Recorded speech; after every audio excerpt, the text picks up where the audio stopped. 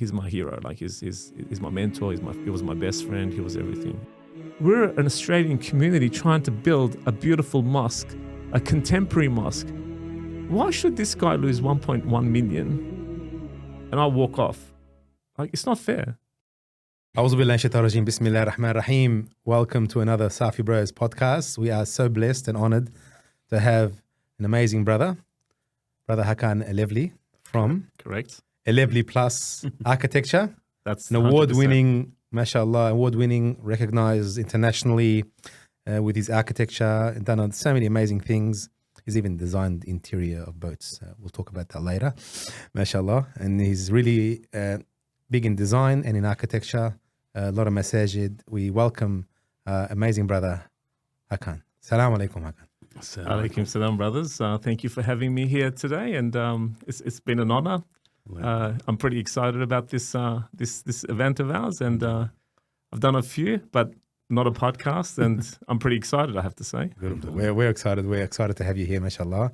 Mashallah, you're quite an accomplished brother, and you've done some amazing things within the Muslim community and within design and architecture. And I think we just want to start early on in your success story of Turkish background?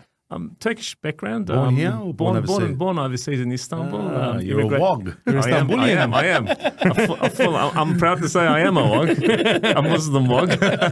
So, we couldn't say that when we were young, could we? No, we couldn't. Thanks to our success, the community success, we can say these kind of things. And amazing. And alhamdulillah, we're here today to share these these amazing my journey, and I've listened to a lot of the other journeys of the previous people on the podcast. So it's been quite good. And alhamdulillah. So born in Istanbul back in 1967. It's getting old now. I can't believe that I am at this age, but it's been an incredible journey. My parents were from. My father was a policeman.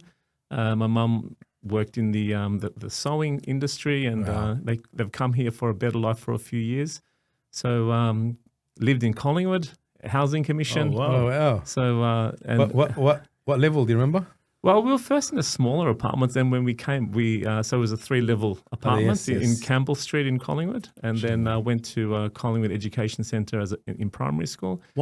Sorry to cut you. What made mum and dad come? Because I know predominantly a lot of Lebanese came for civil war, but a lot of Turkish migrated to Australia, but for different reasons. They only came to come here for a few years, save their money and then return. It was never a full time. We didn't have, we were fortunate enough to not to have a war or anything like that. Yes. But we didn't live the atrocities that some Islamic worlds are kind of unfortunately living, which is very sad to see. And my heart goes to our Palestinian families and brothers. It really our heart kills does me. go out to our Palestinian families out there. So it's very difficult it's a very difficult time for us. And inshallah, this would change as soon as possible. But we didn't have that problem. We actually, it was more of a monetary, because my parents, living in Istanbul on very low wages, my parents are my heroes to be able to leave everything, even comfort, because technically they kind of were okay, but they left their families, they left their culture to come to Australia with nothing at all. They didn't know where they were going, and they didn't have translators, they didn't have interpreters like they have today, they didn't have internet like today. So life is so much more easier compared to when I think about it then. And look, unfortunately, I lost my father only 2.5 years ago now. He's basically my hero. He said to me once, "Son, I wish I could give you more in life." And I said, "Dad, you've given me everything. There's nothing more that you could give me, alhamdulillah." For me, it's like my parents has sacrificed everything for their family. This is how many siblings? Just 2. So I got a younger brother. Oh wow, 2 boys. We're 2 boys, yeah. So me and my brother, and we close knit family. I've also got one uncle here with a beautiful family as well. So that's our only immediate family connection. Wow. So we came to Collingwood. Grew up in the Collingwood system, let's call it.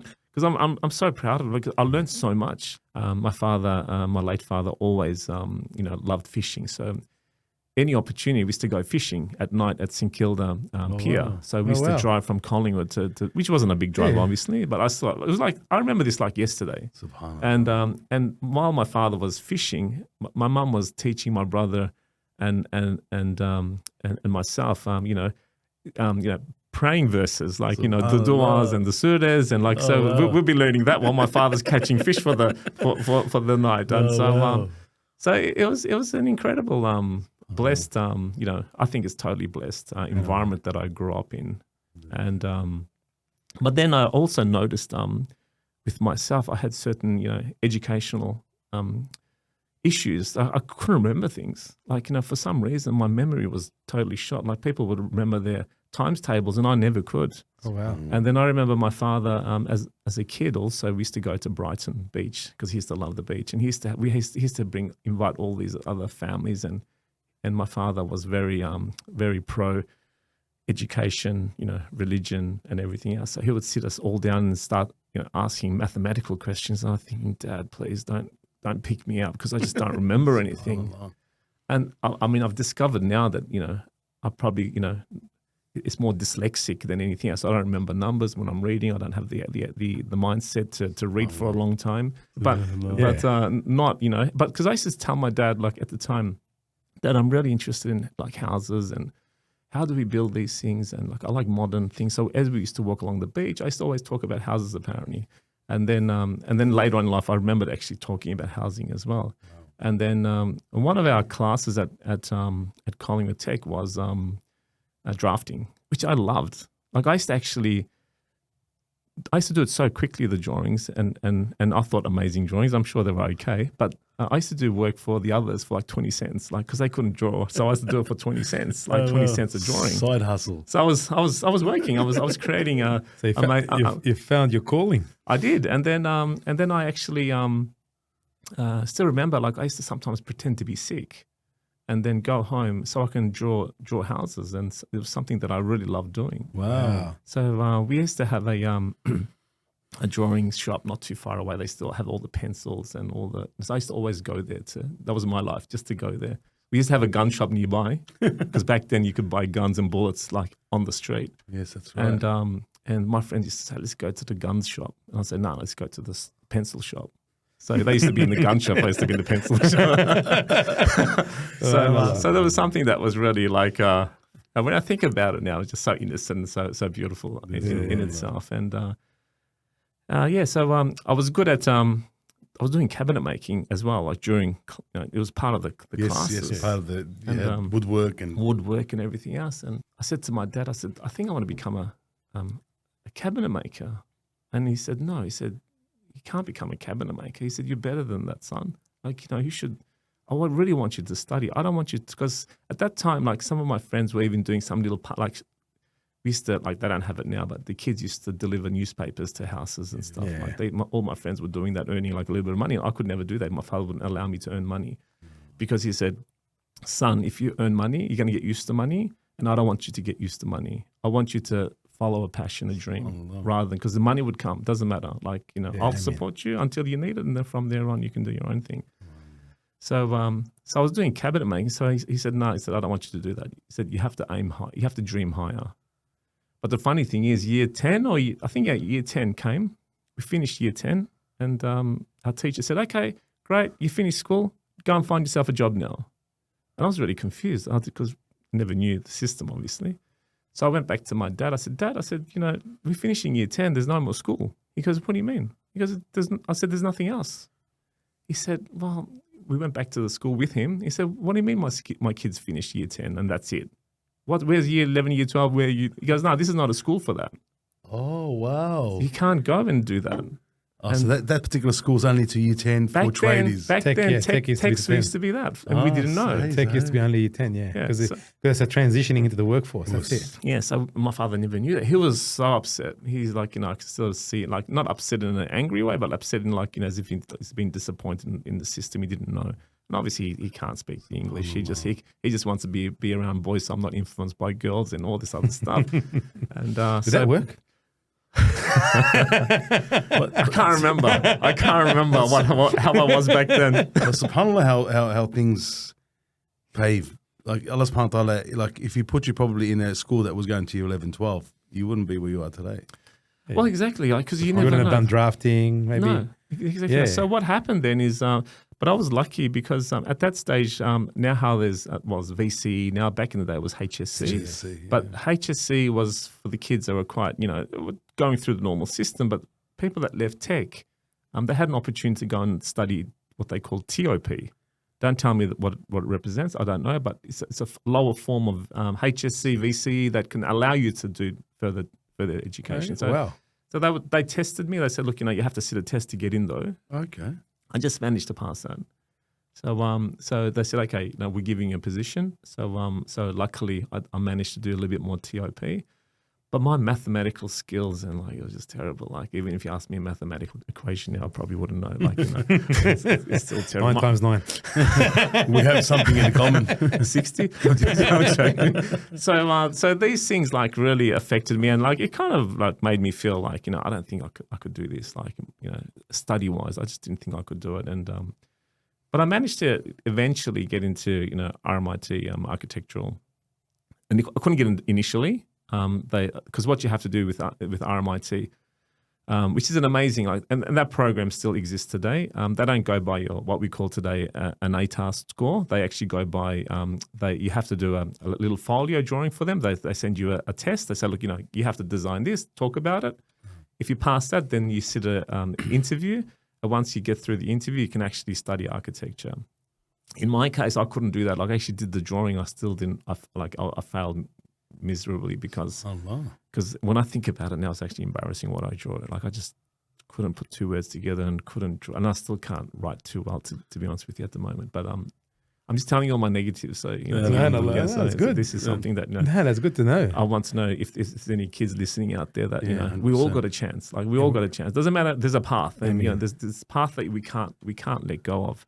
So I couldn't get in. I got into another course, and I went to the architectural department. I constantly bugged them. I said, look, I really want to get in. I really want to get in. And they finally gave me the opportunity to do architectural design. Wow. And but how old were you then? This is 18. 18. So and then they said to me, I started, and again academically I'm not good. I cannot tell you how bad I am academically. I'm not good. And but my other brain, the other side of my brain loves drawing. Your design, I remember I got into architecture, and we're talking with the he did this perspective drawing, and I can see it in different ways for some reason. My brain totally shows it in a different way. And I always used to argue with the lecturer saying, no, this is how you got to do it. I used to get them confused because they used to start believing me in the way I used to explain myself about that architecture. But if you ask me to write a book, I can't do it. But so the drawing side of my brain works really well. My writing skill is a lot better today, of course. But I'm talking. But it's amazing. Then. It's amazing how Allah Subhanahu wa Taala gifts us with different brains and different capacity. And Subhanallah, this is what we tell our kids: is that you have to find your own superpower, and Allah has given it to you. But I think it's sometimes you got to go through the hard roads to notice that's not the right way. That's not me. Oh, this is the right way I'm doing. Okay, great. Allah gives us everything. And that's another topic altogether. I can tell you so many things that Allah's given me that I thought I was failing. I thought this is not going to happen, but it actually happens. Incredible stuff that happens. As long as the belief is in there, your hunger's there, your belief is there. I think it's impossible for things not to happen. But so from there on, I kept on trying to study, and Mr. Lee, his name was, he actually pulled me up a few times. He used to make fun of me. He used to say, you're never going to be able to do architectural design. You're never going to be able to succeed in this world. You should leave. Why are you even wasting your time? And I used to say to him, look, I'm just passing. What does it matter? How you think what I'm going to do.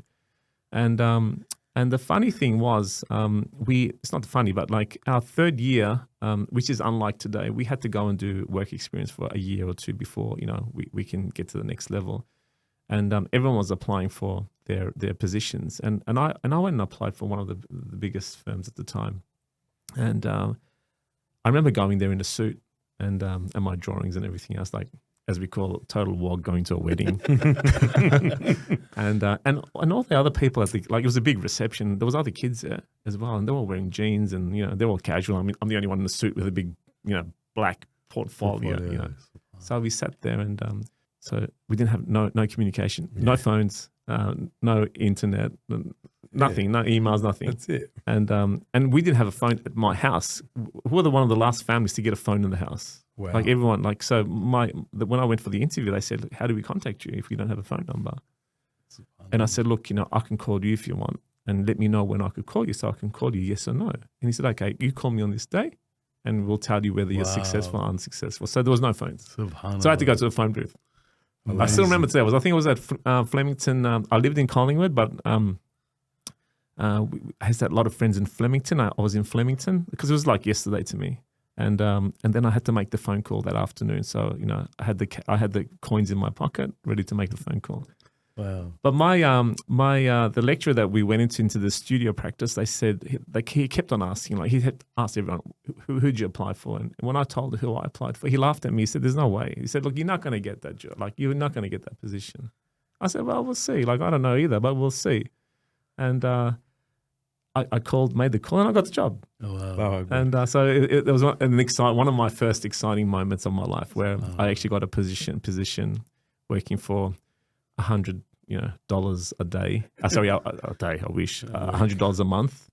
A month, and it was intern, and that's equivalent to probably $10 a month today. Like it was nothing. It wasn't. You can't survive on it. It's just. Yeah. So I did that for a year, and that was pretty good. And they liked me so much. Why didn't you accept what he said and just what was it in you that something with me? And I think it's my father.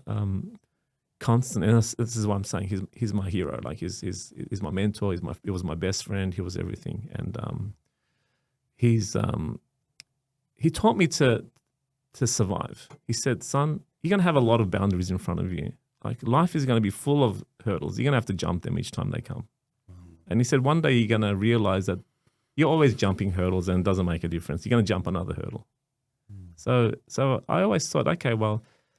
And because I had a great relationship with my father as well, it was something that was just instilled in me. Even today, I actually feel like he's speaking to me right now. Like I can feel him in my heart. I just feel like he's just something that, and I think the religious, alhamdulillah, we're so blessed to be Muslims. That losing my father is, to me now, is like I've never lost him. It's just another process. And he's in me, like he's always with me. And I used to always go and ask questions to Dad, like, and this is another thing that with the youth today, like really listen to your elders, whether they're your parents or anyone elderly, just listen to them because they got something to offer. 100%. And I'm only saying that because my daughter, even though I love her to death.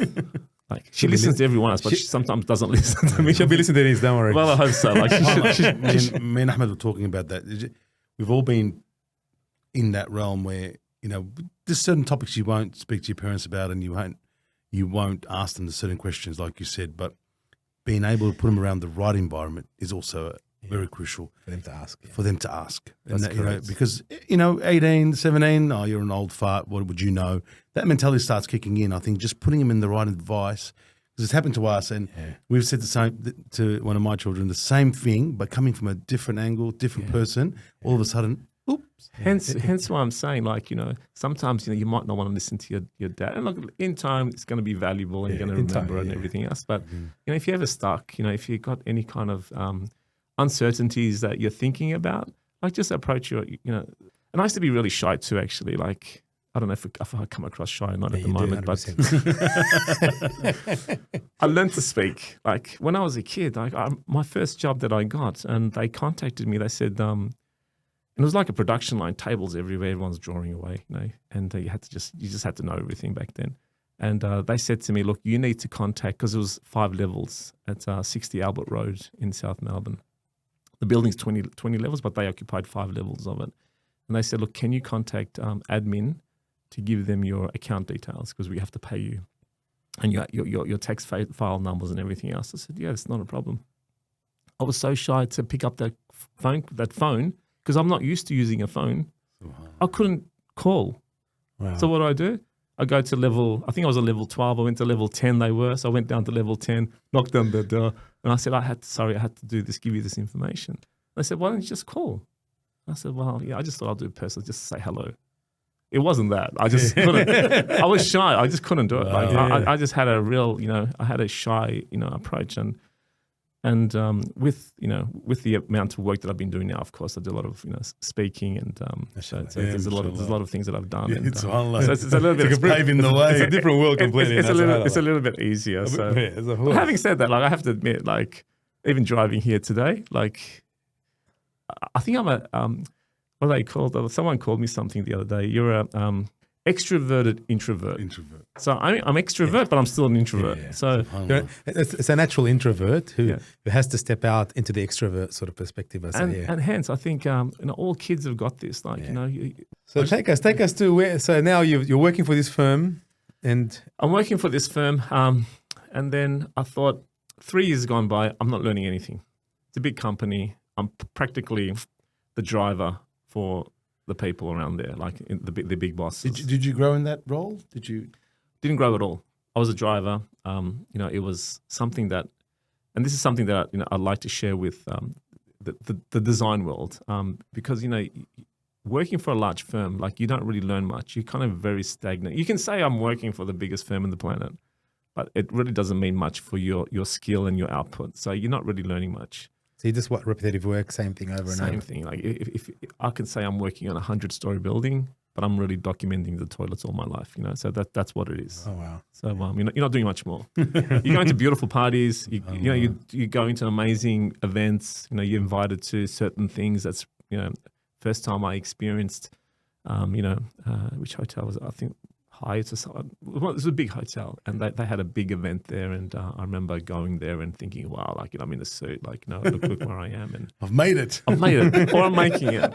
I actually didn't think I made it. You know why I didn't think I made it? Because I remember all these visions coming into my mind. I used to catch a train, so we're living in Collingwood, and then my late father said to me, "Son, we bought a house, we're moving." And everyone was moving to Broadmeadows back day. Everyone's going to Broadmeadows. Everyone's going north. And I said, yeah. I said, great. I said, where are we moving, Dad? He said, we're going to Chelsea. Chelsea? And I said exactly that. I said, Chelsea? Like, where's Chelsea? I didn't even know where it was. It was just so... He goes, it's by the beach. It's a really good spot, and you're going to love it. So much like your dad loves the beach. He loves the beach, huh? So he loved it. He built his own little boat. He's such a beautiful man. He actually... cooked his own, like he caught his own food. He grew his own food. He sewed his own clothes. He self-sufficient. He doesn't care about money. He doesn't care about labels. He doesn't care. He's just a very simple but beautiful man. Very all he did was read. He was the opposite. I didn't have that from him. Like I wish I had that from him, but I didn't have the reading capacity. But so he takes me there to Chelsea one day. Right, we're going there just to look at the house from the outside. And we go there, and I feel bad now because I said to him, Dad, I said, what is this place? I'm not going to live here. And he said, well, because I'm coming from Collingwood, yeah? Yeah, you're in the centre. And, I'm centre. I'm like, we walk to Lygon Street. We walk to the city. Yes, we do everything I said. And he said, I know, son, I know, but it's beach and it's the best place I can afford to buy. And he didn't like debt. Like everything had to be purchased. And I said, look, I'm really I don't know what I'm going to do that. I don't know. And my mum too, of course. My mum's there as well. And then he said, no. He said, son, don't worry. I promise you, I'm going to make you a sandwich every day so you can be happy with your life, so you can keep on going back and forth. Right? And I said, okay, what do you can't say much more than that. I'll take the sandwich. I took the sandwich. Sandwich wasn't great, but he was a good cook, but that sandwich wasn't. He used to love Vienna. It was old Vienna. It was probably that thick. He'd slice it with a bit of butter and cheese in it. The plastic cheese. And I'm thinking singles. So after I said, Dad, don't make me my sandwich. No. But so we moved there, and so I was catching the train back and forth. So coming back to the story of events and making it, I remember a few times where actually catching the train. Big dreamer. I was the biggest dreamer on the planet, and I think dreaming actually gets you places as well. Because if you dream, that means it's something that you're inspiring to do. Yeah, so it's as long as you're not dreaming of owning a 747, that's fine. Yeah. But you got a dream to achieve. Yeah, that's the way it works. Yeah. And I was a big dreamer. And I remember taking this train. It was at night, And there was a Holden dealership, like a really big Holden dealership on Nepean Highway, which I could see. And there was an event in there. And I thought, wow, I said, I would love to one day be the architect, give the speech, even though I'm shy of speaking, but I still wanted to push myself to get there. So I would love that opportunity one day. And years went on. I actually, after that job, I went to a smaller job. So I went to a small practice that didn't have like the big firms. I was doing everything. I was drowning. I thought they're going to kick me out, but they didn't. So I managed that. I started my own business. That's amazing. Just to stop there, sorry. I know it's so important. Like, and I tell a lot of these youngsters, we tell them, if you go to a big firm, you're going to do one thing constantly and you're going to learn one thing. But if you could choose a smaller business, an up-and-coming business, you'll have to be a bit more broad and you have to learn everything because you learn everything. Because you got no choice. That's so powerful in your growth, isn't it? It is. And you have to, it's like this. If you can't swim, they throw you off the pier, you have to survive. There's no other way. You're going to have to swim somehow. Working for a small firm, it's like that. Initially, it's very scary. You're very lost. You actually even doubt yourself, because I did. I'm telling you everything that I'm actually experiencing. I'm not telling you like it's not a foresight. It's actually something that I've experienced. And I thought, coming from a big firm, they only employed me because I'm coming from a big firm, because I said this guy knows everything. And unfortunately, like we do a little bit of smoke and mirrors. Like we kind of show ourselves a bit better in interviews. It's just normal. So going to that job, like I thought these guys are going to sack me. Like I'm not going to survive this, but I did. So from there on, once I started my own business. How long were you there for? The next job, I was there for 3 years. Wow. And so what happened was, actually, it's part of the car story, which I should go from here then. Yeah. So I went to the smaller company, and he was an amazing employee. Like his name was, it was a drafting firm. It wasn't an architectural practice, but we're doing a great job. I was designing ski lodges and at Mount Hotham and all these other projects, and I was learning so quickly. And I had one person in there. You always have our trauma, yeah? We had one guy in there that was giving me hell. And he used to always try to find a loophole to bring me down. And then I remember he was going to ask me something, and then he got onto the phone. I didn't know the answer. And he got onto the phone. He said, look, Hakan, I need to make this phone call because I'm just getting it in. Because after this phone call, let's go over it together. I said, that's great, not a problem. So it was a small place. It was only like 150 square meters or something. I quickly grabbed my books, went into the toilet, started flicking the pages, saying, the question he asked, these are the answers. I've got to get back to him so I know what I'm talking about. So I didn't feel belittled. And so I quickly did that in the toilet. And then I went back to him. And then I said, so what we were talking about?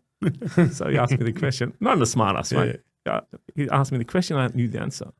Because I didn't know it otherwise. If I didn't have that opportunity to have that break, have that break. So, Allah. And then, and because I was so keen on one day owning my own business, I remember again sitting in that office, because my boss was a beautiful man, he was an Australian man, and like every Fridays he would put on a barbecue. Back then we didn't know much about halal meats, but I did eat beef, But I didn't know much about I don't know if there was actually halal butchers back then.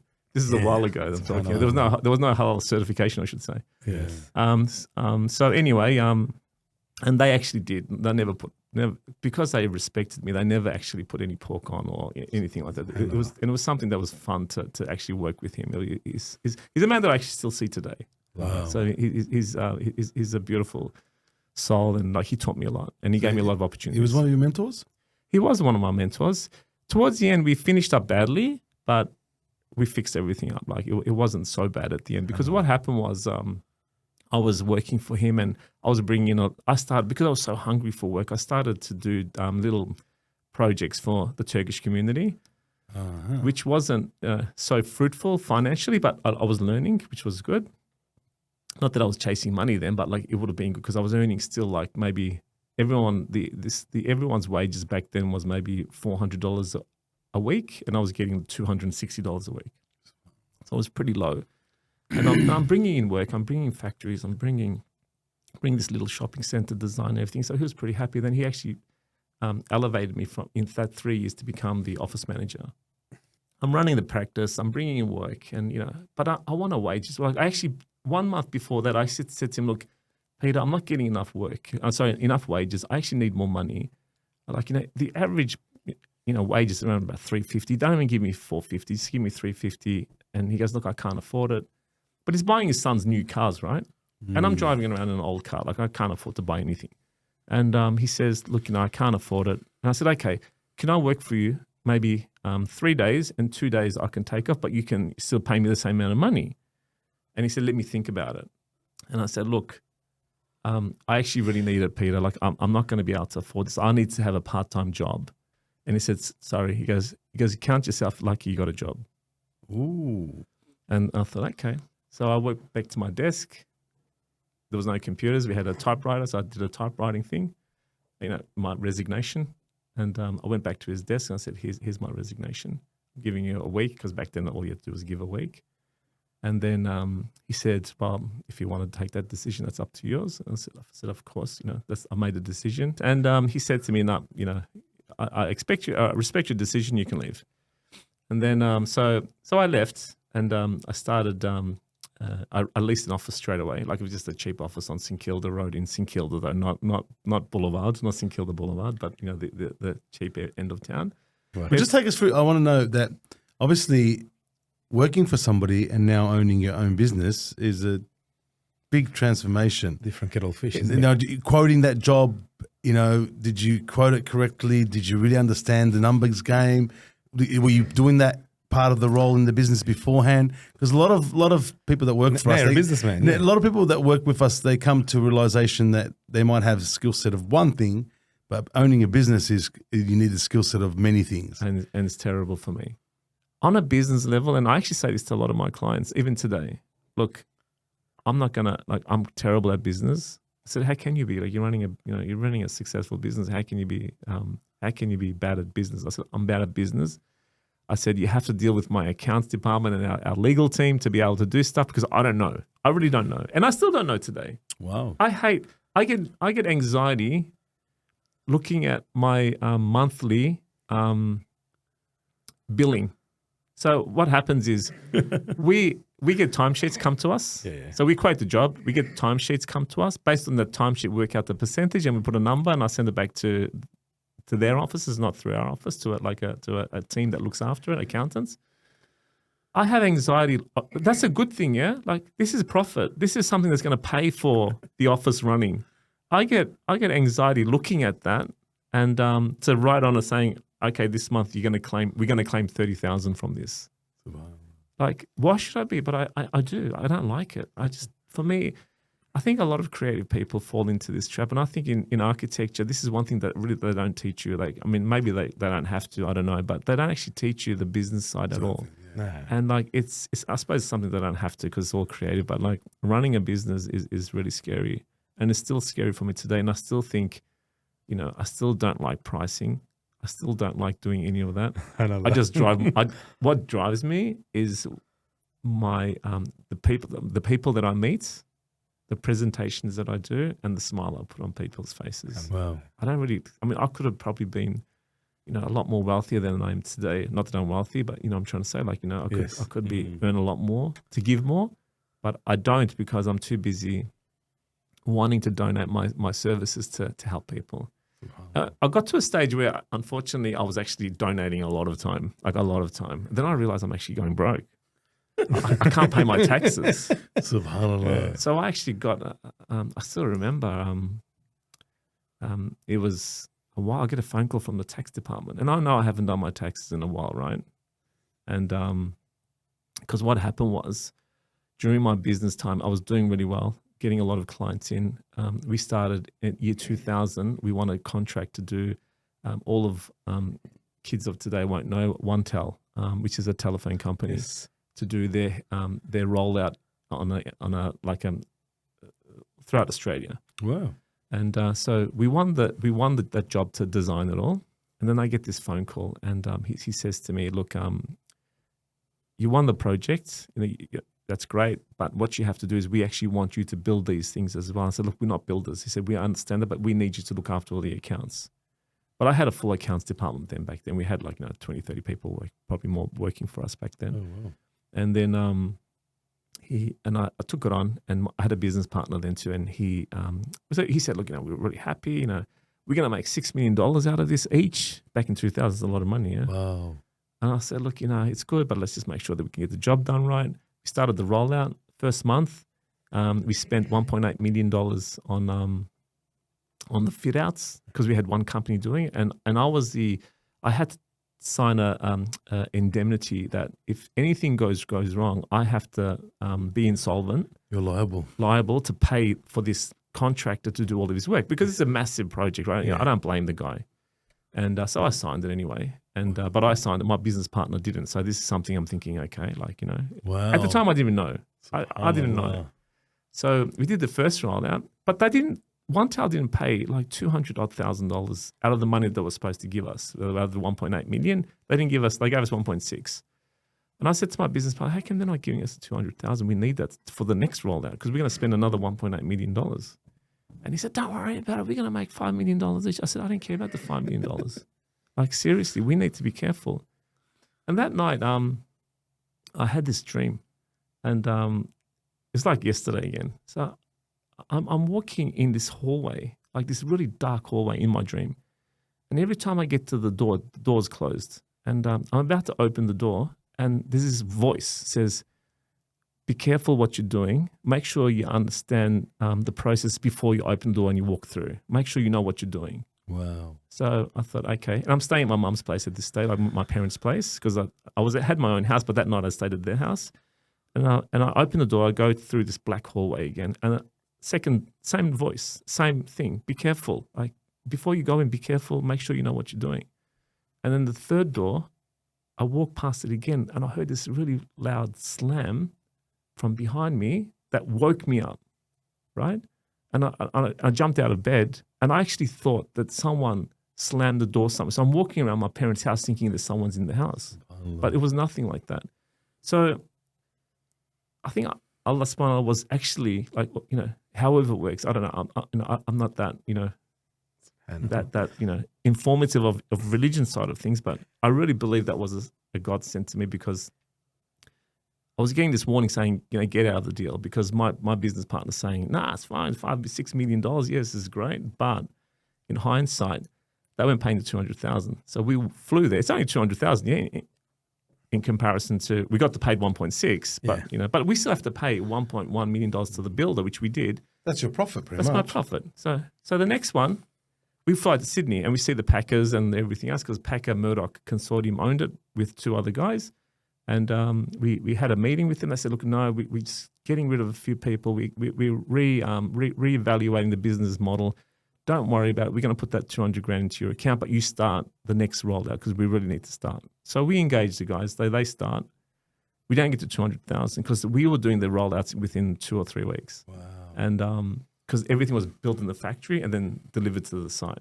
Like I'm talking like some going to Sydney, some going to Queensland, all this, but it's all built in Geelong. And just as they send that out, we're still waiting for this money to come. We're just about ready to invoice for the next lot. I get this email.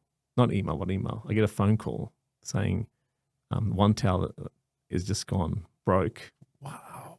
And I look at the news straight away. It's gone. I ring up my business partner saying, what the hell? What are we going to do now? And so we went to all the meetings and everything. So I lost everything. I went bankrupt, right? So that's something I couldn't get out because I actually had to sign this document. My lawyer said I could fight it, not to pay the shop fitter. But I thought, we have to be decent and we have to be, real. Just if this guy owns it, just do it. And that's what happened. So I closed up. So I had to start again. SubhanAllah. Was that the hardest time you've ever had? Financially, that would have been the hardest time. That was the hardest time. And mind you, can you take us there? How did you feel? Like honestly, look, there was two things the way I felt. I was in my office, and I was in Brighton, and I had this window looking to a nice garden, and behind that I had two of my cars there.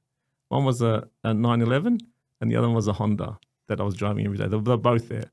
But the reason why they were both there is the receivers were coming to pick him up.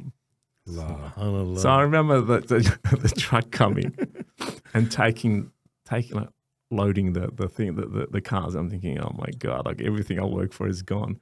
But as I said, one thing good about the way I look at life is I'm not financially driven, or I'm not driven by the dunya. No, I'm not.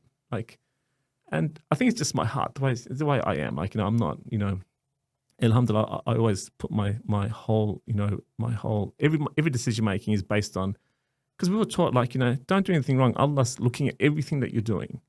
So being brought up that way from, like you remember I was telling you about the pier? Yeah. Like my mum's telling me all this stuff, like saying, son, like, when you're growing up, you got a lot of things that's going to come across you. Don't do that. God is always looking. He's going to judge you for this, and no one else can, but he can. So because of that, when they took it, I thought, you know what? The way I'm going to look at life is I don't have a debt anymore. And I'm still young. The brighter side of life. And I'm I love still it. young. I'm still young. Yeah. And It's amazing how that perspective, that people look at things differently, that can change their whole world. It's amazing. Because your emotional state is relative to how you see things. If you're seeing the goodness in the situation, you will not feel the pain. yeah. And subhanAllah, many of us fail to see, like you just said, I don't have a longer debt anymore. I mean, there's a good side. But subhanAllah, many of us choose to see the ugly side or the painful side or the lost side or, oh my God, the rug got pulled under me. And Well, I'll tell you now, like I didn't want to tell my parents that this happened because I knew this is going to hurt my parents. Not because I've lost money or whatever. They don't want to feel like that I'm living some kind of discomfort. That's the only reason. It's not because of anything else. But I remember my friend was living in Richmond, that he wasn't using his garage, and he had a fold-out bed in there, and with a trough. And so I was living in there, washing my hair in that trough, not telling my parents. And I did have, like, we all put a little bit of money, because I was making a little bit of money back then. So I had probably about, back then, $20,000, or not even that, like probably $15,000 cash, like just in case. Rainy day. Rainy day. But even that's not enough. But the problem was, I promised my brother, he's 4 years younger than me. I said, look, brother, like if you should invest in a house, buy a house. I'm going to help you with a deposit, and I can put in probably 10 grand. And we should move on with this because you got a family, because he had kids before I did, even though I was young. He's got three kids, alhamdulillah. And he said, okay. So he bought the house before I went broke. So the 3-month settlement. Yeah. So I have to come up with 10 grand. Oh wow! So whatever that money I had aside, I actually gave it to him. I said, look, because then no one knew. You have to keep your word. I had to keep my word. So I did that. Just touching on the story, what advice would you give some of these young chaps that are getting over their head or maybe getting into a deal without doing their due diligence? Yeah. What advice would you give them? Because obviously after that dream, you've learned a life lesson there. Of course, yes. That dream hasn't left me yet. So what advice would you give some of these youth going into it? The business is growing. We've had that opportunity. Same scenario, subhanAllah. That's what you've mentioned. We've had in business where it's nearly brought us to our knees and then made us tenfold because we learned how not to get broke anymore. Yes. But what advice would you give? Well, I think the due diligence is really important. And that due diligence is only going to be known if you can actually think about it with a clear mind. Like, because due diligence means nothing to someone is going to be ego-driven, right? So it's very hard to do that because money's blinding. I see it all the time. Like I got a young nephew. He's 27. He wants to go into his own business. And I said to him, look, just recently, I said, look, I know you're young and I know you got hot blood. There's a Turkish saying, it's called delikanlı, which means crazy blood. And that's for the youth, right? Yes. So when you say delikanlı, that means, he's a kid. It's not a bad thing. It just means he's got hot blood. He's got crazy blood. Yeah. So it's only for that generation though. So I said, look, you're young, you're 27, you got to do an investment. Make sure you talk to me. I'll help you do your due diligence, like because he won't know. So what I would really recommend is to really slow down. Like I think slowing down the pace, because when we're young, we're very active. We want to do everything. We all want to buy beautiful things. And like, as I said, I'm not driven to buy great things, but that doesn't mean I don't do it. I love, if I can buy it, of course I buy it.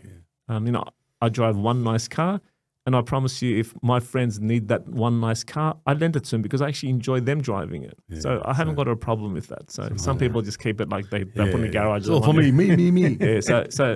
So one thing to be able to do is like to be able to share that thought. You have to actually give your step back, think about what you're doing. If you're going into one thing that I could actually say, and I learned this from this is never give a guarantee. Never. I don't care what it is. No, like try to pay the $10,000 extra to not do the guarantee because when you got a guarantee, you are gone. Like your business could do really well, and inshallah it would, but if it doesn't, you're gone. And there's another thing that I see a lot of sad things. I hear about a lot of sad things. Using your parents' assets to get somewhere. Yeah. Please don't do it. Like it's not worth it. Yeah. Don't put your parents into that situation because actually coming back to my dad again, when I think about when I was starting my own business, my father, as I said, a beautiful man, religious man, but at the same time very open-minded man, never judged anyone. So I went to him and I said, look, Dad, look, I'm going to open my own business and can you buy me a gift? Like I needed a table chair as a gift from you. And he looked at me. He could have easily got that. It wasn't the financial side. He looked at me and said, son, if you can't afford to buy your table and chair for your business, don't go into business. Wow. Good advice. Yeah. So and at the time I was angry. I was thinking, you can afford it, man. Come on, man. Like it's just a table and chair. I'm actually asking. It's sentimental. He goes, no. I'm not going to buy you a table and chair. I don't care how you do it. So I found a table. You know those rubbish days. He helped me paint it. So we painted it together, and I bought a chair. And so what I'm trying to say is, don't go on to don't use your parents' assets for things because it's not fair on them because they lose it. Yeah, I've seen a lot of people put their parents' house on the guillotine. Yeah, Allah. And it gets chopped, subhanAllah. It does. And look, unfortunately, when it comes to finances, I've been burnt. I know how it is. And so no guarantee, due diligence, take your time. Beautiful. Beautiful advice. So that's something that's amazing. So in the business side of things, that's what I think is really important. So now take us through. Now you've lost everything and you're like, oh my gosh, I got to start again. Well, because again, I think Allah subhanahu wa ta'ala works in such a way that if you're a decent person and you actually don't burn anyone, we all believe in karma. So you paid for I paid it through the insurance for going broke. So I actually signed this insurance document and I could have not signed it. They said, my lawyers actually said, look, you don't have to sign this. We can actually fight this. And I said, no. I said, because this guy is lovely and he's still a good friend today. His name is Perry Gawley and like he's a lovely guy, Australian guy, like very decent human being. And he said to me, and I couldn't do it to him. Like I thought why should this guy lose 1.1 million and I walk off? Like it's not fair. So I thought, you know what, I'll get over it. I was also reading certain things like I read snippets. I get bored reading a whole book, but I remember reading a snippet about I think it was about how to become a millionaire or something, and one of the things was every millionaire goes broke once. every millionaire goes bankrupt once. So I remember that saying. I thought, you know what, I'm still young. I can do this again. Was your partner the same mindset? No, he was 12 years older than me. He's still my friend today as well. But he got out of architecture and started his own business, and he's doing something totally different. But oddly enough, he's different to me. Like I like him as a human, but I would never go into business with him again. Because what happened was when they did all that, because he was looking after the business end, and I was looking after the architectural end. And then I discovered that he actually took, I think it was $100,000 without me knowing about it through the business. And he said I was going to pay. He goes, I was always going to pay back, but I go, then why didn't you tell me? Like, because the accountants go through everything. He said, I promise you, I'm going to look after you. I'm going to pay you back. So he actually ended up. So I had a little bit of in time. So you've gone through the ringer. I've gone through the ringer. But I always had a smile. Even my friends used to say to me, how come you never look, upset or, what's wrong? Like, how can you live through this? And I said, well, I don't find this as being a problem. Like, who cares? Subhanallah. I go, that's resilience. Alhamdulillah, mashallah. Look, I don't, whether it's, look, I think we're not in a war. Like it could be so much worse. I always look at sometimes like anything could be worse, So you got to just really live with it. The thing that I always get scared about, and the only thing that would hurt me and really upset me, is if I actually upset someone else. And I know I've done this before, meaning to, I think I was never meaning to, but everyone's got a different perception on life. Yeah. And when I hurt someone, and I know they're hurt, I actually tried to like say, look, I'm sorry. I probably swore I shouldn't have. Maybe I got angry. I shouldn't have. So I try to get their love back. And if I don't, that actually plays on me a lot. Like that stays with me for a very long time. I didn't care about the $1 million because, as I said, I'm not chasing that. But if I'm actually hurting someone, to me, that's a big problem. Wow. So amazing. Hence, I think coming back to your question about what happened after that, everything I got busier. Like I started the business under my brother's name. I said to my brother, look, I can't run a business anymore because I'm bankrupt for the next few years, 3-4 years. I wasn't allowed to be a director.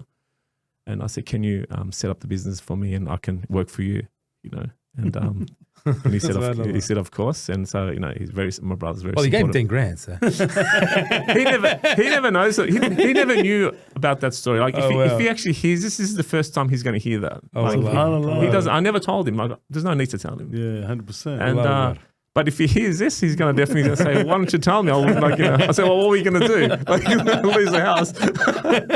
So, but look, he's a beautiful brother. He's very supportive and everything else. So there's no issues there. And so he opened the business, and because everyone knew that I was, went under, but I didn't hurt anyone. Like, if I was busy, I actually got busier. Like that guy that I was telling my business partner, because I didn't have a car to drive, he went and got me a new. I was driving a 911, but he got me a Boxster, right, a Porsche, because he knew I loved Porsches, right? So he said, he came and he goes, "Look, this is your car." I go, "What do you mean?" He goes, "I know you took the rap, and this is it, so you can drive this until until forever." And so I had a car straight away. I had the guy that did the joinery. I had to release an office because I had a few staff that I didn't want to let go of, and he said. He rang me up. He said, "Where are you moving to?" I said, "I got this office." He goes, "Okay, draw up all your plans. I'm going to do the fit out for free." I said, "No, Perry, I can't accept it. I'll pay you back slowly." He goes, "No, it's for free." So he went and spent like whatever. The same guy Yeah, same guy that day. So because when you don't hurt someone, I find that people actually go that extra mile. When they know you're at your lowest, I think they go that extra mile to actually support you. Yeah. So that again comes from kindness and being, the sunnah. This is the sunnah. It is. You're right. So you guys know the words, right? So it is sunnah. You're right. That's what it is. So I think that's again, like, and we all could live through this way. Like if we're all giving, loving, it's never. I tell people always there isn't. The people say, "Oh, well, what's the lowest point?" I said, "It's never a low point because it's just." It's all khair. Allah subhanahu wa ta'ala said, it's all khair. It's khair. يعني لا يكلف الله نفسا إلا وسعها. Exactly. So he's putting you something that's khair, He does. Like my lowest point was none of that. Like my lowest point was, 2019. I come back from a trip, like, because since we started my own business. Now we've got an international business. We've got offices, a few places. Alhamdulillah. So but I remember my father ringing me, and I was in coming back from China office, and he said, I'm on the phone with him. He said, look, I said, look, Dad, I'm going to be home on the weekend. I can't wait to see you. And he said, look, I can't, it's going to be, I can't wait to see you too. But he goes, I'm going to have to go to the doctors on Monday. And he said, I've got this stomach ache, and I said, it's all right, Dad, look, it's probably indigestion or whatever, I'll come, and, I'll come with you. He goes, you don't have to come with me. He goes, I'm just telling you because we share everything together. So the worst day of my life was when I get there on the weekend. I'm with him, I take him to the hospital, and they said they looked at it. They did some tests, and they said, look, they couldn't find anything. They said, we'll have to do an MRI. So they did that, and then when the next day we went back, and I knew there was something wrong because they said you have to come back straight away. And then we get there, and then the doctor says, look, I'm going to good news. He's got pancreas cancer. And then I actually felt, sorry, I'm getting a bit emotional.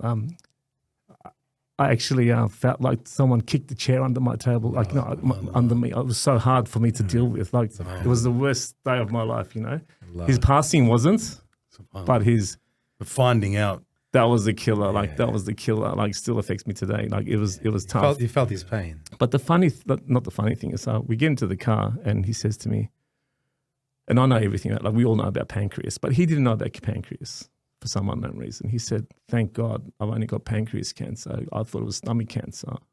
And I said, "Yeah, Dad, you're right. You know, thank God. You know, we're going to be fine." And but when we got home, he actually said to me, "Look, son, whatever happens, it doesn't make a difference. Like we here, this is a transitional life. Amen. We're all gonna live through this. Amen. You know," he goes, our prophets, everyone, like everyone lived through this. It doesn't. There's no such thing as so. Don't ever get upset. He said to me, right? Don't ever get upset.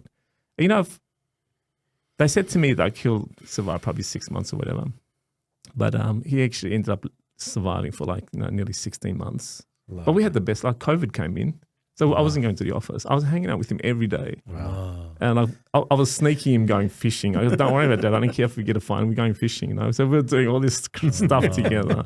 Like we had such a beautiful journey. So, but it's amazing how Allah subhanahu wa ta'ala gives you that opportunity. well. He gave the same opportunity to me and Ahmed and the family because sometimes you don't know. You just don't know. You know, when somebody's taking so quickly away from you, I think it's harder than actually being told. It's harder. Like Wallah, for me, because the way I look at it was like it was a farewell party. Like not party, but like it was a farewell journey because I was together with him every day. You know, alhamdulillah, he didn't actually have any pains. Like he just passed away really peacefully.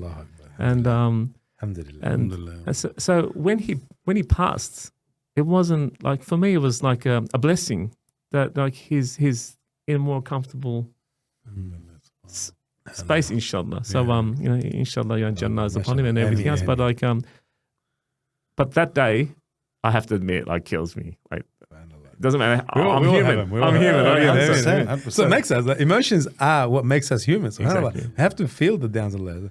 And SubhanAllah, like, so now contrasting. MashaAllah, I know you've won an international award by Saudi Arabia. MashaAllah, you flew down there and you won an international award. We have that up. There it is. Oh, there you go. Oh, I look pretty. I look You pretty look younger there. I do. It's a shorter hair. I'm wearing a suit. Yeah, MashaAllah. So take us through that. MashaAllah. How did that happen? Yeah. So this is another journey to get here. So since I've opened my office, like and as I said, I got busier. I had this business was amazing, like you know, and I just had a new baby, and she was just about to turn 1, or probably 10 months or whatever. I get this phone call. I'm driving somewhere, and so most architects, designers would know, like the name Glen Murcutt in the architectural world is just incredible. Like it's something that like everyone would want to work with, and something that I actually was really inspired by too, because he was a type of architect that is an architect that he's won every award under the sun. There's this Pritzker Prize that we call it, which is like in Australia, he's the only one ever that won it. Like no one else has won it. Oh wow! And he then become the chairperson. He actually was on the board with like great architects like Zaha Hadid, Norman Foster, and all these other great architects. Wow! So he's incredible, yeah. But his approach is very non-ego. Like he doesn't do projects that thinks that he just doesn't want to get involved with. Like he doesn't care about if it's a massive project or he's going to earn $1 million from or $2 million or it's all about designing beautiful structures and educate people why this is a beautiful structure. Oh, so wow. he's very poetic the way he speaks and everything else. So I'm telling you this story because what happened was I'm driving. Now we've got technology. I've got a phone in my car. I got a nice car, and then the phone rings. I answer it. I'm driving. Someone, I get they say, look, hi, and I'm sure it was our brother Muhammad Hadara from Hadar Co-Construction, a beautiful man, a beautiful family. Like, they donated a lot of their time. They've done everything right. There's nothing I can speak badly about them, but I'm sure it was him, and he said to me, I'm saying I'm sure because it was 16 years ago now, so I don't remember who exactly, but it was him because I became very close with him. He said to me, look, we got your number. we know you designed the Keysborough Mosque and the Broadmeadows, Meadow Heights Mosque. He said, would you be interested in designing our mosque, Newport Islamic Centre, working in with Glen Murcutt? No, he didn't say anything about Glen Murcutt. And I said, look, to be honest with you, I've done 2 mosques already. So one in Keysborough. And that was the first mosque I did for my community 20 years ago. So I got no experience. I designed this mosque, right? And it's a beautiful mosque. And I helped finish off Meadow Heights Mosque. So the late Eddie Jumala, sorry, I had to find his name. So Eddie brother, he's the one that did that, but I followed on, finished it off. And I didn't really want to do any more. I don't know why. Like, it was really weird. Because I thought, I've done 2 mosques. I don't want to be known as a mosque designer. I'm happy to become a Muslim architect or designer, but not a mosque. Not a mosque. Because I never wanted to specialize in anything. I always thought if you're an architect or a designer or in fashion or in boats, whatever, you have to do different things all the time. You can't do the one thing all the time. It becomes boring, yeah? So, and I said, look, I think you should find someone else because I'm not really, I've done one. I don't know if I want to do another one. He said, no. He said, this is actually a request from Glen Murcutt that wants to work with you. Would you be interested in working with him? And I thought, this must be a joke. Like, how can this be true? And I said, yeah, right. I said, come on, man. I said, thank you. You're complimenting or whatever, but you should ask Glen Murcutt if he really wants to work with me if it's true. Because, why should... Allah. Why should I say no to this opportunity, Wow. And he said, no, it's true. Like, it's actually true. Can we meet you and talk about this? Because we know you've done Keysborough, we know. And he needs someone that's designed a mosque so we can work together. So the brief was to design. So I met Glen. I was like a little boy around him. Like, first time I met him, I was like shaking, even though I've got a lot of experience, yeah? Like I'm running a business now, and we since then we got 5 offices around the world. Like, we got 3 offices in China, we got 1 in Istanbul, and we got 1 in Kenya. Like, wow. So we're doing a lot of work everywhere. But this is before that happened, but I think it's all related though. And so we met Glen, and I took him to a few of the mosques that I designed. We showed him other mosques around, and a beautiful man. Like, he actually really supported the Muslim community. Like, he was incredible. To the point where we actually, and I have to tell this story because this is what this is awards about. And I remember just doing the first design, and we had to present it to the council. And when you go to the council meeting, I'm sure you guys have got some kind of, understanding of planning. Oh my God. You only, 1 or 2 people come and that's it. If that, one person will come and say, no, forget about whatever, we can't tell you anything. Yeah, we've been there. So, I know you've been there. And I'm sure every person here that works with planning. Until you get to the head honcho. Give me through the red tape. Give me the red tape. Let the mayor sign off, right? So, seriously. And so they organised a meeting and they said, okay, come in at 6 o'clock. I thought 6 o'clock. Like, why would it come at night for? Like, it's a council meeting. So we got there at 6 o'clock. They had the whole auditorium. Wow. Of that council, which I forgot the name, I'm sorry. That was filled with all of their people because Glen's coming. Yeah, of course. Wow. Yeah. And so we did our presentation and everything else. And then one of the councillors got up, and I'm sure she wasn't saying the wrong thing or whatever. She said, "Look, it's a great project. I think that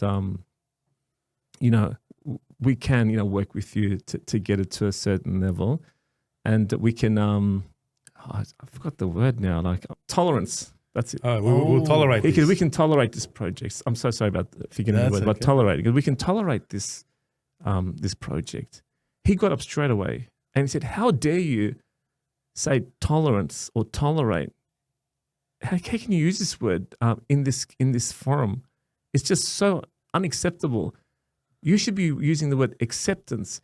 We're an Australian community trying to build a beautiful mosque, a contemporary mosque, a mosque that's designed for all Australians, not just Arabs and Turks, and it's for Australians." Oh, wow. He said, "It's inclusive. It's everything we're giving to you, and how can you use the word tolerance?" So when and I looked at him, I thought, oh my God, tolerance is such a bad word. I actually didn't even think of it that way, right? Allahu Akbar. Because you know how when we grow up, we just hear a lot of things, and a lot of things just go there. Yeah, we do let things slide. We just let it slide. I didn't even hear her say it. Right? And That's been pretty nice, to be honest. Yes. There's nothing wrong with that, Glenn. And I'll tolerate it, you know. But he was such a beautiful soul. He is a beautiful soul, and he always gave to the community. And the funny thing is, like, if it was me presenting this project to Newport, because it's getting a lot of mixed messages or mixed reviews, let's call it, from the Islamic world. Not even Islamic world, Islamic people of Australia, which is some negative, and I just don't understand it. Like, look, I'm no preacher, like I'm no sheikh or anything, as you know, but I do know that if we're designing mosques that are bringing our kids in, that are proud to be there through architecture, yeah. So, I mean, all of our kids, I'm sure, we all love Ferraris, Porsches, Lamborghinis, you know, Mercedes, whatever. We all like it, yeah? Yeah. So why can't our buildings be like this to bring in the people? It's had so much, like I had a friend of mine, I've got a friend that is a Muslim, non-practicing, but is a Muslim. Like he says he's a Muslim. He doesn't eat pork. He doesn't do, you know, he does certain things. But he doesn't pray, but he does other things, right? He came to the mosque during construction and he seen what we were doing, and he said, Hakan, he said, you know what? He said, I want to come and pray in this mosque all the time. I actually feel like coming and praying in this mosque. Wow. So if it's doing that, if it's bringing our kids in, if it's bringing non-Muslims in, the whole international community is talking about it. It's an incredible, like we had interfaith people coming. I had a nun cry in our mosque saying how beautiful is this place and how they can't see the same vision as we can. I mean, what does that tell you? That's incredible. You can't please everyone. I think we've come to that conclusion a long time ago. No, you can't. And you can't. But the thing is, like, you know, with Islam, like, how do you get your reviews? That's what I was going to say. You have a Google form or something. How do you get your reviews? Just the community come up to you and say, "Oh, that's terrible. Why did you spend so much money? Well, no, what were you thinking?" Well, no, not that. I get invited to design other mosques. I'm an official mosque designer now. Alhamdulillah, I'm proud of being one, by the way. So I'm actually I'm proud of that. I didn't want to, but I like that plan for you. Now I'm owning it, and so I've got invited to do a lot of other mosques, and now everyone wants to do a modern mosque. Like, and I understand why. Like, you know, because there's no such thing anywhere. There's a mosque has to have a dome and minarets. Like back in the day, a minaret was a call to prayer. It was a symbolizing where it is. Like it was a finder point for. So they say that's where the mosque is, and the dome was for acoustics because there was no electronics. So it was an acoustic form of making the sound. We don't need that anymore. We can do it other ways. We can do other beautiful things. We can work with light. We can work with color. We can work with material. We can work with other really beautiful things. 100%. So because I get invited, then all of a sudden, someone would just come up and they say, "Look, by the way, I didn't get offended by this," but they say, "Oh, but we don't like what you did. It doesn't look like a mosque." And I say, "Well, okay, if it doesn't look like a mosque, that's pretty fair comments, but what it does do is it promotes Islam all around the world. It brings in people to non-Muslims and Muslims to see what we've done. So doesn't that mean something to you? Isn't promoting and showing our vision to the non-Muslims more important than you coming to the mosque and praying in here?" I kind of sometimes do a bit of a stir, I go, because you know everything about Islam. You know about praying. You know how to feel about it. Yes. So, you have to, I said, you have to let that go. You have to actually say, now this is, we live in look, you can design you can design a traditional mosque in Turkey all you like. Yeah. You can design in Lebanon all you like. And it's not going to look out of place. That's right. But, I'm seeing incredible amount of non-Muslims becoming Muslims. They're reverting, right? Yeah.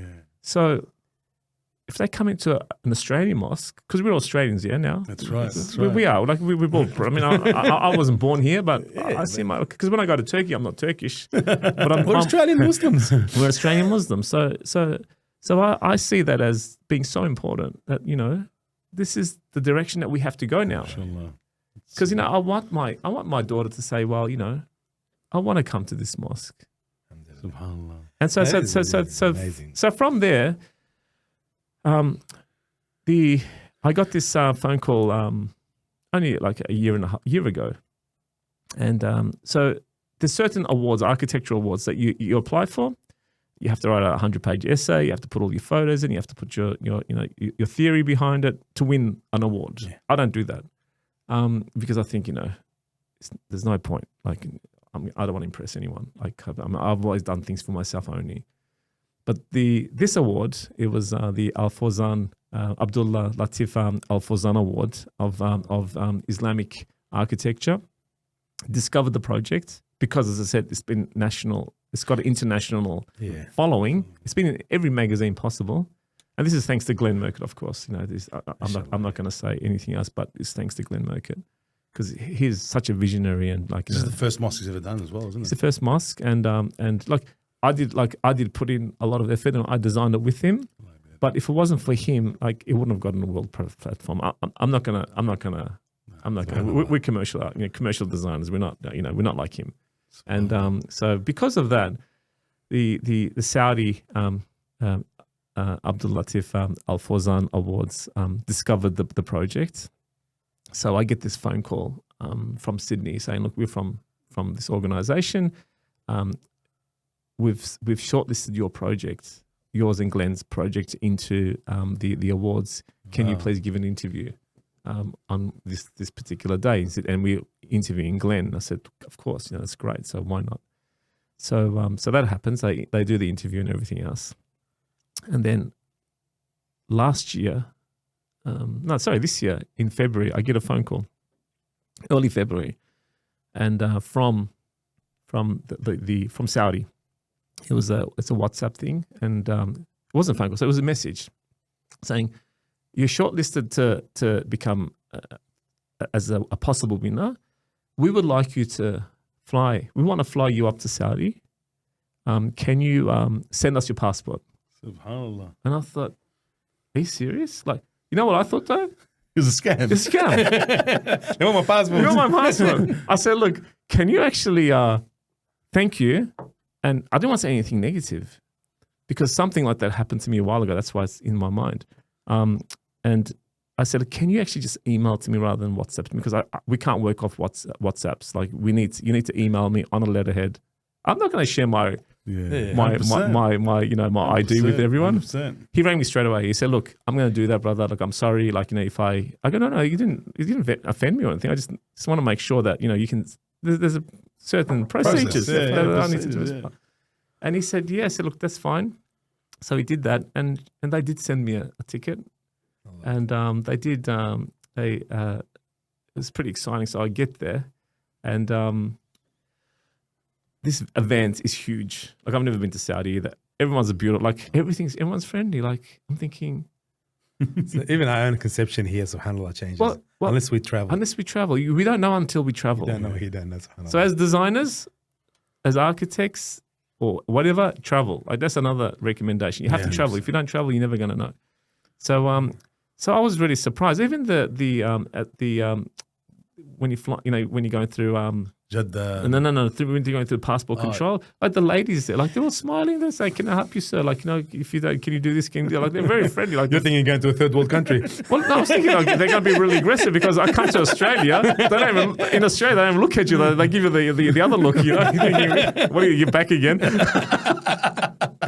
So we did that, and they picked me up and they took me to like a nice hotel, and the event was massive, and I thought, oh my God, I thought I was gonna possibly maybe 20, 30 people, maybe. But there's about 1,000 people at this place. Wow. They had this massive red carpet walk and the whole lot, and I'm thinking, oh my God. But luckily, the day I get there, one of the members of the Al Fawzan community says to me, look, can you please keep this confidential? Because we can't spoil spoil the surprise and everything else. I said, yeah, what are we talking about?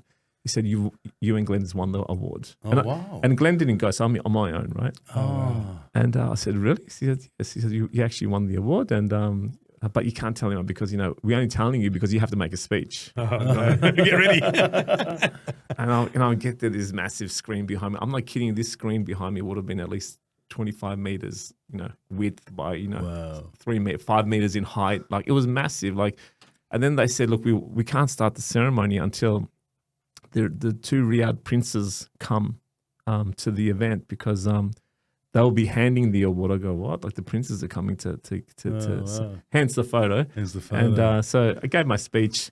Is that the screen behind you? No, that's the screen of the mosque behind me. Yeah. But that was just part of it. Like, it was massive. Like, they had the whole thing. Inshallah. And from there on, they actually took me to like an international tour. So they said, look, we'd like you to speak around different parts of the world, which I did. And then in just not that long ago in June, they called me again. They said, look, can we fly you up? We want you to talk at the International Architects Congress. Amazing. And I was about to say no, because I thought the best of the best is going to be there, and I'm going to be talking. What am I going to be talking about? SubhanAllah. And I spoke to Glen. I said, Glen, look, they want me to do this. What do you think? He said, you're ready. You can do what you do. You're going to be amazing. You can do this. You should do this. You have to do this. Where's Glen from? He's from Sydney. Oh, he lives in Sydney. He lives in Sydney. So anyway, so I ended up being flying to this meeting and not to the Congress, and we have like all the professors of architecture there. We have all the critiques there and everyone else there. And What a great network. And then I had to do my talk, which I didn't. It was well. Was your teacher the guy who told you never be an architect there? But you know what happened with him? You know the funny thing happened with him? Years later, so I'm still starting I've probably got about 5 or 6 people working for me. I see him at Chatston Shopping Centre. Yeah. He's sitting there and he says, Hakan? I said, Mr. Lee? And he said, what are you up to? I said, look, I'm working. I've got my own practice now. I go, what are you doing? He goes, I'm still at the uni. And I said, oh, good. I said, I shouldn't have done this. Sometimes I gave my... Your pride wouldn't let you. You pulled out the business card. I took out the business card. I said, here, Mr. Lee, if you're ever looking for work, you can always contact me. I feel bad. You know why I feel bad about though? A few years later, again from there, I actually was reading the paper and it was on the front page that he actually passed away through he actually had a ski accident and he hit his head on a tree and he passed away. So, why do I do these things sometimes? This is what I'm trying to say. I actually I never forget these things. I actually feel hurt that I did that. Like I'm thinking, I shouldn't have done that. I reminded you of it. I shouldn't have done that. But I did. So you're there now. You're there with all the elites and... Yeah, it was just an incredible journey with these. But I was invited to, I forgot his name now, but another prince's house to have dinner. And he was the first Saudi prince that actually was part of NASA and actually flew to the moon and back. Like they did an orbit thing. Lovely guy. So went to his house, had dinner there. Like it was just beautiful. Isn't it amazing how success opens the doors to so much more, isn't it? Really? It does. And like, and you know what I'm bringing it all back down to now? Like I'm thinking, if it wasn't for my mosque projects that I didn't really want to do anymore, like I wouldn't have had this opportunity. Like, I really wouldn't have. I would have been I was doing well, alhamdulillah. I'm not saying that I wasn't, but it actually gave me the experience to go through this other journey that I thought I would never. Like I sometimes pinch myself. Like Hakan Elevli actually spoke at, and there was other Australian architects there. Like they just came to visit, and I know them, and they go, "Oh, you're talking today. We're gonna actually come and And I think, wow, I was a rock star for the day. I'm back down to planet Australia. we need your signature before you leave, please. But so since then, alhamdulillah, it's been really great. The journey's been amazing, and it's been totally fulfilled. I love my. It's all about that journey. Isn't it amazing? Can I do more? I'm sure there's going to be another amazing things come. If it doesn't, I really don't mind because my thing was, especially having a child, I'm very sentimental, was to be able to have I've been collecting stuff for her in a box, like my journey. So I thought, you know what, the box is full, and I still got a lot to offer. But I'd like to do other things maybe as Gonna well. get you a bigger box, don't worry. There's always a bigger box to fill, inshallah, bro. But I think I really do believe that coming from if we start at the beginning of the story, coming from from Turkey to as a baby to Collingwood Housing Commission to be able to go through bankruptcy, then from there on be able to practice and do amazing beautiful projects. One of the other projects was and I'm just saying this to inspire the kids or the next generation designers or anyone really. Networking in a positive way is the best thing that you can ever do. Amen. You could be the worst in your field, but if you're the best networker, you can get the best jobs. Amen. You really can. I've got friends who are amazing, talented architects that can't they don't know what I'm doing. They're still working from home. Yeah, right? yes, And they're still trying to put food on the table because the architectural world unfortunately doesn't pay you like the lawyers. They actually pay you a lot less, like half the price, right? So for some unknown reason. Wow. So networking is really big, and my life has been all about people, and I love talking to people.